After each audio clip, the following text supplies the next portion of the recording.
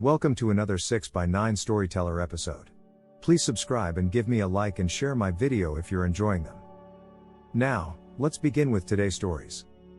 Dad breaks into our house, we make his life hell. I'd like to start off by saying I'm not sure if this fits here. Compared to the last few stories, this is pretty tame. Part 3 of the Country Justice series. My dad is not a good person by any means of the word, and this is going to involve some serious trauma. Characters: Dad, worst father of all time. Mom, biological. Ryan, my twin brother. Kyan, my older sister. Dusty, my stepfather. The before: way back when Kyan was born, Dad had already fallen off the wagon. The first thing he ever did was physically force Mom into doing drugs, to make sure she stayed with him. Following her birth, things only got worse. While Mom would do what she could, Dad was not happy about having a kid. He'd lock Kyan in her room for days at a time, because obviously you can't make meth while hearing how hungry your child is. 2 years later, Mom was pregnant with Ryan and me. She immediately tried quitting the drugs, and had some success, but having meth as our system, we were at serious risk. Ryan and I were born with huge complications, premature, barely breathing, and weakened immune systems. After that came the worst few months for Mom to endure. While having one kid made Dad angry, having 3 made him fly completely off the handle. It was at this time Mom made the hard decision to call DCFS on herself. She knew we weren't safe and wanted a way for us to escape this situation. Mom willfully signed away her rights to us, and Dad of course wanted to fight. Both were arrested for child abuse and endangerment. Don't cook meth with kids in the house? As well as the drugs. It took 4 years and hundreds of letters for Mom to get into rehab. As this was happening, my siblings and I lived with our grandmother, who we grew up calling Mom. My grandmother had no intention on fully adopting us, but she was left with little choice after a few years. It was either adopt us or we would be taken into DCFS care. Life was better for us mostly. There's a reason I never mentioned my adoptive father, and we were safe. After a few years in rehab, Mom was able to get back in touch with us. She was welcomed and I needed up crying because I found out my adoptive mom wasn't my real mom. We did get to leave kindergarten early the day she came home, though. We grew as a family and it was good. After a few years of this, my adoptive father left the picture. Now everything is actually great. My grandmother passed away in 2017. This was hard for everybody, but especially for Mom. She was devastated, losing the one person who believed she could become clean, a good person, and a great mother. Now, Dad gets put of prison and goes back in every few years, and he usually tries to get in touch when he does. This year was different. We didn't have our grandma to make sure everything would stay safe, and Mom didn't think she could handle seeing him. The mistake: the day comes to bury my grandmother. It was a particularly warm November day. We are all having a hard time and don't deal with grief too well.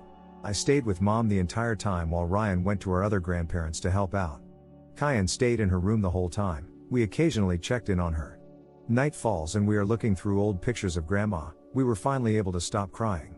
That is until we hear some heavy banging on our door, followed by it swinging open, and in walks Dad.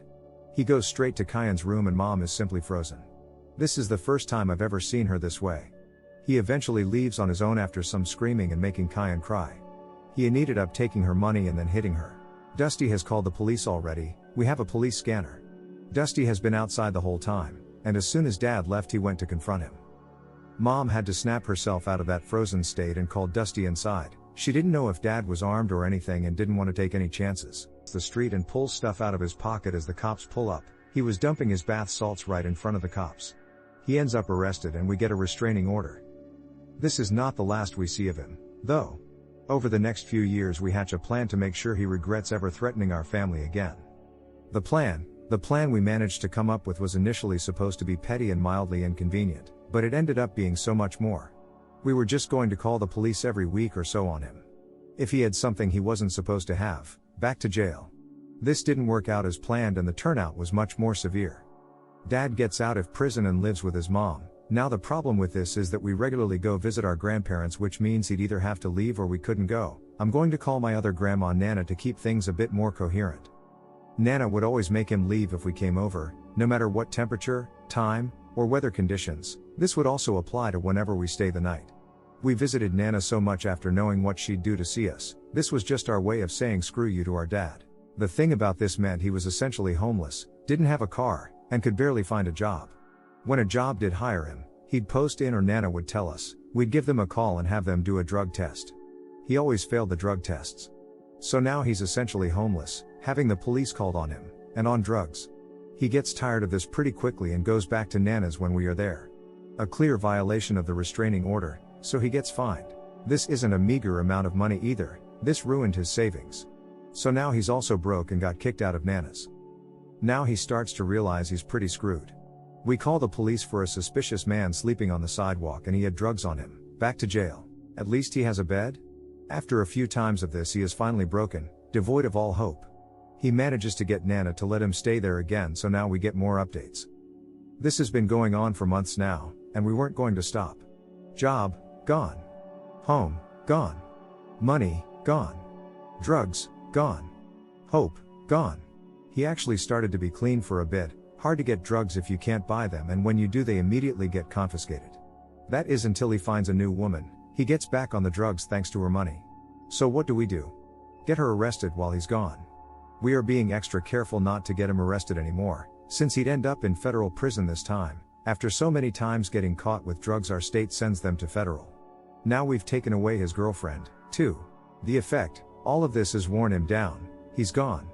Any time he'd regain even a tiny bit of hope, we'd snuff it out. He eventually tries to take his own life. With a gun. That he's not supposed to have. And he fails. So now we get to watch him suffer in the hospital while knowing he gets taken to prison as soon as he heals. We had to make things worse for him. We couldn't let the times we didn't call the police go unnoticed after all. We hide some drugs/ingredients in his dresser, easily noticeable when the police come to search. He now has quite a while in federal prison.